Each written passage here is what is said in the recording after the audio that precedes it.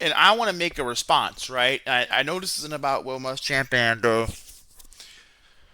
I know this isn't about Will Muschamp. What I'm about to say, but it ties in. 'Cause I see, I see people saying, "Oh," and I kind of want to make a video on this because it's really frustrating me. And I know this is gonna be my whole entire comment section. Gonna be, "Oh well, it, Sark needs to hire an OC too. If he's gonna fire you, you're gonna criticize the DC. You gotta criticize the OC." And here's where I'm not gonna agree with you, and here's why. So I'm gonna make a video, and hopefully y'all will freaking listen and not come in my, if you see this, you'll listen and not come in my comments and regurgitate and hate make me, or I'm gonna have to. I don't want to have to say the same thing I'm saying in this video. So please just listen. The reason why I don't look at Sark having to hire an OC, or we gotta, I look at him first before I look at the Pete Kwiatkowski, is because Sark had a seventh round pick at quarterback that could not throw a deep ball.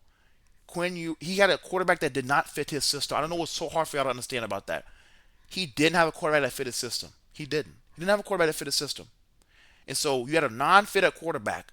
Quinn Ewers was a good game. I mean, I don't know very much he was good at, but Sark put a lot of pieces around him and made Quinn Ewers a lot better than what he was, to be real.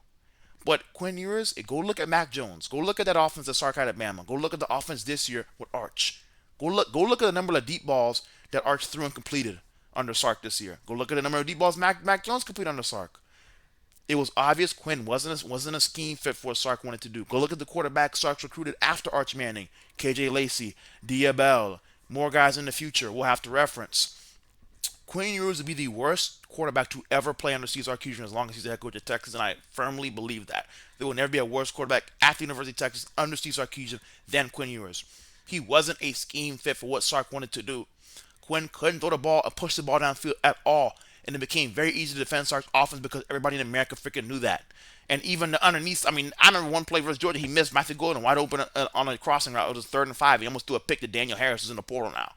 That's beside, this is what it is. But that's why it's hard for me to criticize Sark. And if people gonna say, "Oh, what about the first half of this season?" The first half of this season, Arch was on a freaking roller coaster. Arch is what Sark wants at quarterback. But because Arch was on a roller coaster, there was nothing Sark could do. He was a young quarterback that was up and down. You just have to go through and wait for it to click. And when it clicked, you saw what Sark offense can be. And it's not even the best it can be because we didn't have an A.D. Mitchell. We didn't have Matthew Golden. We didn't have Xavier Worthy at receiver this year. So, or at least not used like, well, I thought Mosley could be that. I think that's why I will fault Sark. Sark did a really, let me continue my point. But we didn't have one of those dudes. I do think Mosley is one of those level dudes. I'm not going to say, I'm going to be honest with that. But I'll get to that in a minute. But the first half of the season, Arch was go look at his games. It was like a roller coaster. Like he would go down, and then the next game he'd be up. He'd go down, and it was like a trend. Go look at. I think Nash Talks Texas posted it on his Twitter. It was a trend line he posted, and I remember when I saw, I was like, oh, that makes sense now. Arch would play good one game, and he played bad. Then he played good, then he played bad. Then he played good, then he played bad. The reason why Sark's offense, I mean, did y'all watch Ohio State? That really was not anything Sark could do. It was everything that had to do with Quinn. I mean, Arch, my bad. And so you're gonna say, oh, that explains what happened the first half of the season. When Arch played good, he beat Brent Venables in Oklahoma. Like he was able to have an offense that could beat Oklahoma, and put him in position to win that game.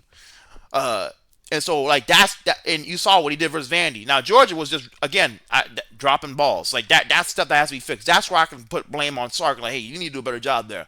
But when it comes to offensive play calling and oh well, why aren't Sark hiring an OC? That is why, because we have never seen Sark's offense with a high level quarterback that fits the system. This next season, at the back end of this season, we saw some of it. It's like a sneak peek. Next year, you're going to see it. So I will say this: if next year this offense isn't one of the best offenses in the country, or the best offense in the country, if not one of the best, then I can see this country. Okay, well, he had Arch Manning. He fit the system. He threw the deep ball. Arch could do all these things. He did everything you can need him to do. He can run. He's mobile. He has pocket awareness, all that kind of stuff. And if Sark can have one of the top offenses next year, then I can see say, okay, and it's a play calling issue. Then I can see, okay, we need to go get we need to hire an OC.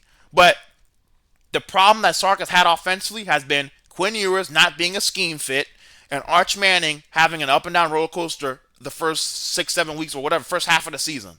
And the second half of the season, when Arch started studying his play and playing at a high level, you saw what the offense looked like. So I don't agree with the statement of starting to hire an OC. But I'm just telling y'all, that's just what has happened. That's what's happened. That's why Sark's offense has look the way it does, and y'all are so quick to blame the OC, and I understand just what he has to work with. I do think Quinn should have been benched after the first Georgia game in 2024. I do think that, and that's why I would say I put that on Sark. Sark should have benched Quinn Ewers for the season, and should have shut him down in 2024 and put him to the bench and let Arch start the rest of the season after the first Georgia game. That's why I knew we were going to beat Georgia. That's why I knew we were going to beat Ohio State. I knew it would be close, but I knew we were going to win. And I thought he should have done that. I could put that on Sark. The receivers dropping balls, I put that on Sark. The offensive line not playing good enough, I put that on Sark. But this whole play calling thing, like he can't call plays, is just it's a fallacy, bro. It's just like I'm trying to explain to y'all what's happening and why it's looking the way it is. There's things you can put on Sark, but to say that the offense is this, that, and the third, like the play calling in itself, I don't agree. I don't agree with that. I don't agree when the quarterback he had off, he was in a scheme fit, and he's a seventh round freaking pick. Y'all act like Quinn Ewers was a Heisman level quarterback. Y'all like this dude was like some kind of elite quarter. In 2023, he was I give you that. And you saw what the offense looked like in 2023 when Quinn actually played like a good quarterback. It was a really good offense. And in 2024, he just crapped the bed. Like, Quinn Ewers was hurt 2024, and you could see it. And Quinn Ewers at 100% is really good. Quinn Ewers at 50% is, I didn't think he should be starting. So, like, that kind of puts it there. And I'll say this, too. I will put on Sark, too. I really feel like Sark, well, I don't feel I know. Sark overused Ryan Wingo. I could put that on Sark.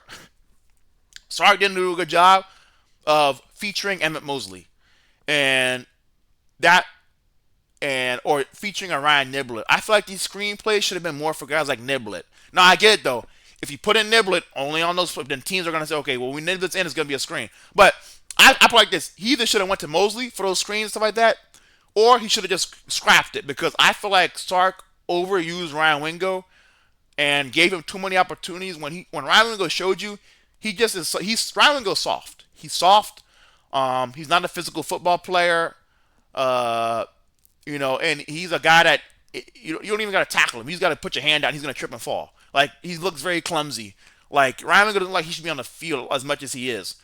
And I put on. That's why I want to put on Sark. I feel like he for sure overused Ringo this year. He should have featured more Emmett Mosley, and because Emmett Mosley is the best receiver on the team this year. And I do think Emmett Mosley is a first round pick level receiver, but he needs to be featured like one. So I'll say that. That is what it is, or it is.